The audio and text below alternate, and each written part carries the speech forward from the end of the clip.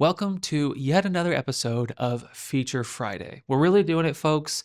We're consistent with this weekly series. And if you're new here, my name's Edward. I'm a filmmaker here at Shade. And we're making these weekly Feature Friday videos to hear from members of our team and also break down some of my favorite features that have been released on Shade within the last week. And this week, I'm actually really excited because one, we're going to get to hear from Brandon again, but two, we're actually going to talk about a couple of workflow elements that maybe could improve your workflow. I don't have any new features for you this week, but don't skip this one because there's going to be some things to talk about later in this episode that could really improve your workflow. So without further ado, let's go to Brandon live from New York.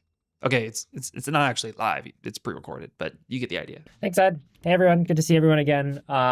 Exciting Feature Fridays. I think this is one of the fun kind of weeks for us as a team. I mean, man, we are growing as a team. That's I think the coolest thing. We just have more and more people that are joining the team, and I think that's an exciting part of us growing Shade and really thinking about, again, going back to what does a file system look like, and like it's a little peek into the future and some of the things that we have planned as we prepare for upcoming events like NAB Vegas. We're launching a lot of really, really cool things. We're thinking about building a lot of what I call the workflow layer into the file system.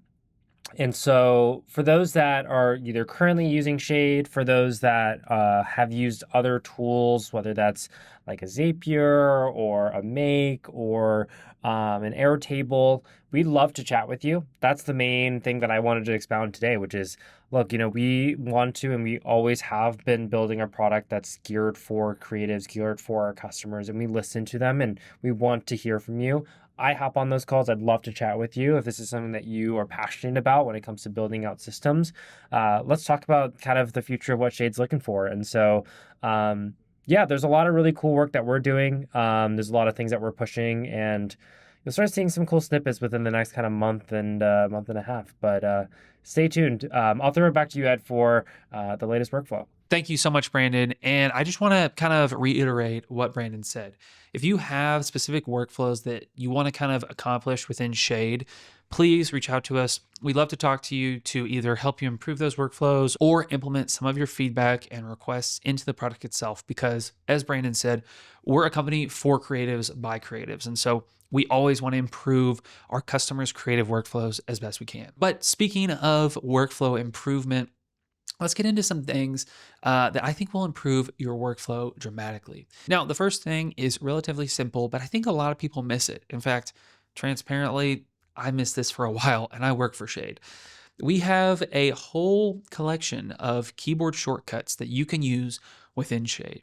Simply by navigating to your settings menu and then going to the shortcuts section, you'll see a huge list of all of the specific keyboard shortcuts that you can use. And not only are these like pre-made, but you can actually customize them as well. You can also choose from different programs, so relevant shortcuts will carry over.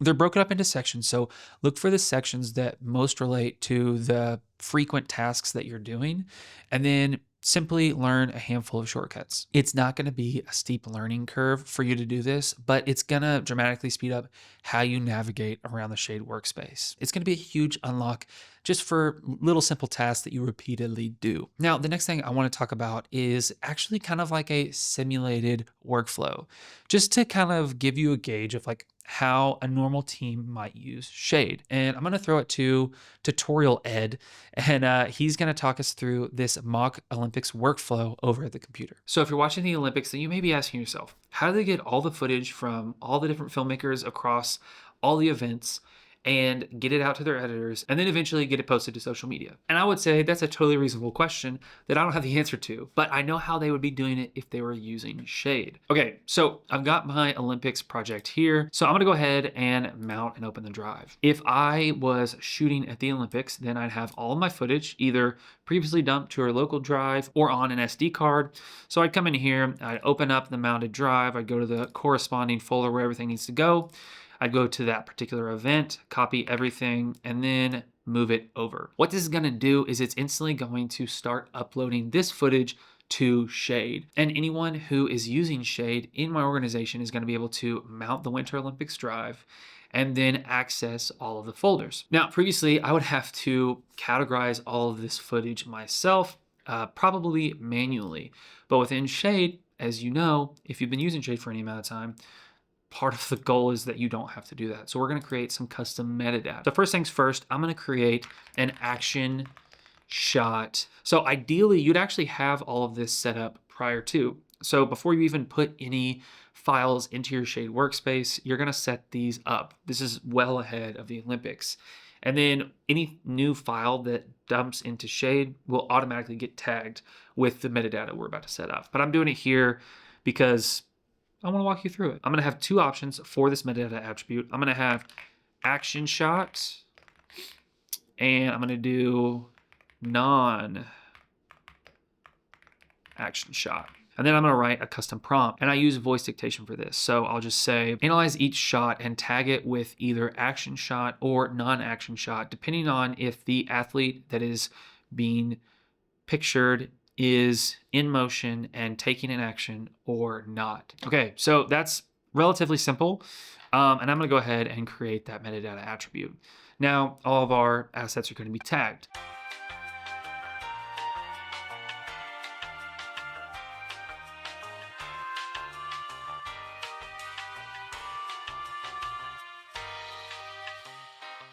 So again, just to reiterate, we've gone from dumping the footage directly to the mounted drive on location at the Olympics. That footage is getting uploaded and then auto-indexed by Shade.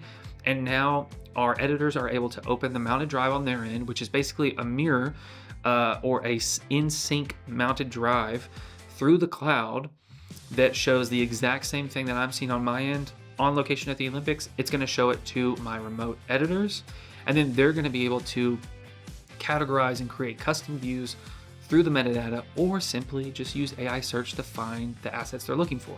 Now, I would actually even say that something else we could add to this would be facial recognition. So obviously we've got some pretty high profile athletes that are competing at the Olympics.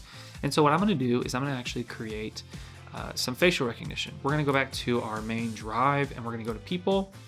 We're gonna add an individual. Then we'll drop these faces in. So I'm gonna just pull this face here, which is our clearest one, and we're gonna do Eileen Gu, and then we'll add our references.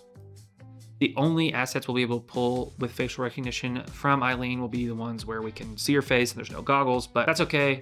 Especially if we're posting to social, I think that would be reasonable anyways. And now we're gonna hit done and let AI tag all those assets that have Eileen Gu's face in them, as she is one of the most popular athletes at the Olympic Games this year. So now within our drive, we're gonna AI search and we're gonna simply do action shot of snowboarding. So right here, we've got an action shot of Yuto hitting like a 1260, or I don't even know what this is, but it's actually insane. I watched it live and it was incredible.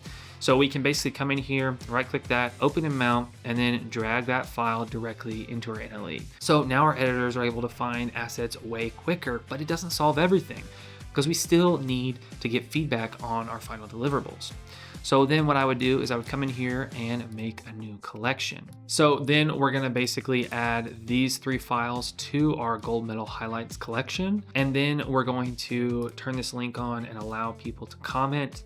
And if we don't want anyone capturing or screen recording this beforehand, we may even turn on session-based watermarking. So now anyone that needs to give approvals can add timestamp feedback. So that's a quick cut right there. I'm gonna say, don't cut here, right? And then my editor can pull these notes up and update the collection with the deliverables. And then we can send out these assets for our social team to get downloaded and posted. So that is a relatively quick workflow for how the Olympics could be using Shade within their social media. And I think the real key here is when you combine all of the different things that Shade offers, it's just gonna speed up the turnaround process for all your deliverables. And this is super important, especially in the sports niche where things are needing to be posted almost in real time. It's kind of crucial for workflow. Obviously, this is kind of the tip of the iceberg to how the Olympics could be using Shade, but at the end of the day, Shade would dramatically improve their workflow. So let me know in the comments if you're going to be using any of these kind of workflow improvements that I talked about in today's episode. And also let us know in the comments if there's any workflows you want to see implemented into Shade.